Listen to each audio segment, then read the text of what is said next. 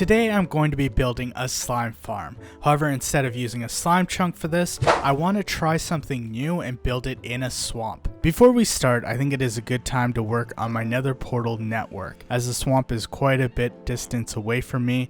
As much as it is a nice scenic view boating to the swamp, it takes a whole 5 minutes, and Raj ain't got time for that. First, I gotta move these villagers. I honestly wouldn't care, but I got a villager with Silk Touch and one with Mending, so I need to keep them at least until I get my villager trading hall up and working. I gotta transport them back to my base.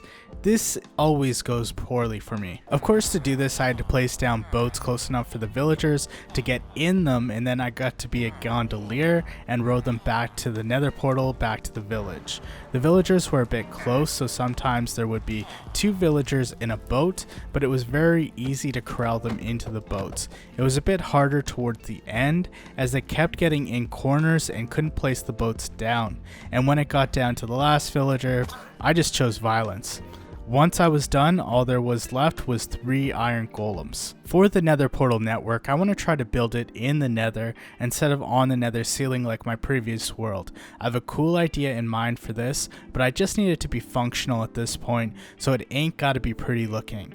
If I remember, the trick is to build this higher in the Nether around Y layer 110, and I'm going to build it with cobblestone so it won't get destroyed by gas. First, I had to put in all the Nether portals in the overworld at locations I wanted to get to quicker. The ancient city was a good spot to choose. I hadn't explored it yet, and I think the best armor trim is found in the ancient city. Next was of course the swamp and a slime farm. After that was the Badlands for the sweet red sand, sandstone, terracotta, and colored terracotta.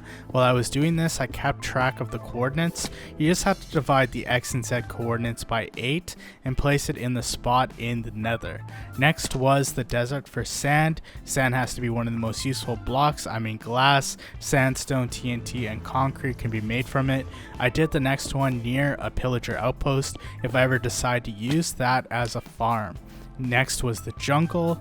I think I have a lot of items I need from the jungle already, like bamboo, jungle saplings, and coca beans. I guess it could be useful if I ever want to pair it. After that, I had to mine upwards to find the sweet spot at Y layer 110, then just mining through the netherrack. And of course, the terrifying part of placing the cobblestone while sneaking, with the worst case scenario be that you forget to hold shift and fall into lava, destroying all your gear. That didn't happen, of course, but it could have. Mining through a basalt delta biome to get that basalt that I don't have plans for, but always nice to have random blocks. After all that, I just had to place the Nether portals, make sure they transport me to the right Nether portal in the overworld. This is the finished result, and as I said earlier, it ain't pretty. Eventually it will be, but it works. For this slime farm, I'm going to need tinted glass. I don't need it for this farm, but I like tinted glass, and any chance I can use it, I'm going to take it. For this farm, I'm going to need 460 tinted glass for 1 layer. Now I'm doing 5 layers, so I need over 2,000 blocks of tinted glass. That's a spicy meatball. I mean a spicy tinted glass. Because I need so much amethyst shards for the tinted glass, I need to use multiple amethyst geodes. Luckily, while I was exploring the caves, I found another geode. This one is a lot closer to where my base is, so it should grow faster. The only thing I have to worry about is getting too excited and accidentally mining a budding amethyst block, which I almost did there. The second geode also is a lot smaller than the other one, so I'm not going to get a lot of amethyst shards out of this. So just a reminder, if you need it, for the amethyst shards, you want to mine it at the 4th stage when it's at its biggest. I have a fortune pickaxe. With no enchantments it drops 4, and with fortune 3 you can get between 8 to 16 shards, usually about 8. For the tinted glass, you need 4 amethyst shards and a piece of glass to get 2 tinted glass. It took me a lot of time to get the shards required for the farm. It took a couple of hours for the geode to regrow the amethyst cluster. I had to actually mine out the geodes a couple of times. Also for this farm, I'm going to need a lot of brown mushrooms for the platforms. This means I need a lot of bone meal to grow the brown mushrooms. I did the old trick of putting chests on top of hoppers, pointing into composters, into hoppers, into chests to create bone meal. Luckily, I built a melon and pumpkin farm in the previous episode, so I had a lot of stuff to put into the composters. It gave me a good amount of bone meal. For the brown mushrooms, I need to place them on a spot under a light level of 12 and covered by blocks, so no sky access. Then just apply bone meal to them. Brown mushroom blocks only drop 0 to 2 brown mushrooms. I have to use a lot of bone meal to get enough mushrooms. We're probably talking thousands for this farm. Now, let's get down to brass tacks. I have no idea what that means, but it sounds serious. Here is the spot where I'm going to be building the slime swamp farm. The main thing is trying to reduce the possibility of spawning other mobs. Placing the farm in the middle of water gives the mobs less blocks to spawn on.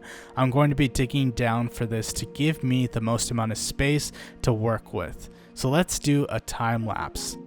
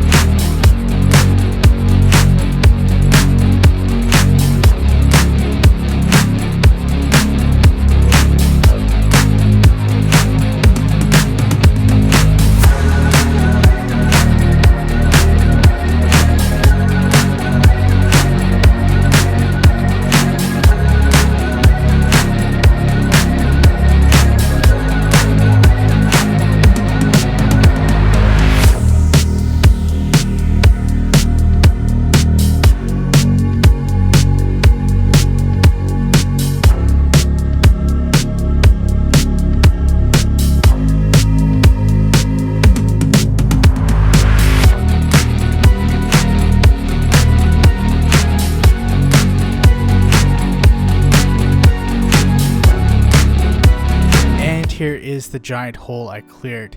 It goes down to level 44. I only needed to go down to level 51 as that is the lowest level the slimes can spawn in the swamp, but I wanted space to build a collection system. Here is the supplies for the farm I'm going to be building.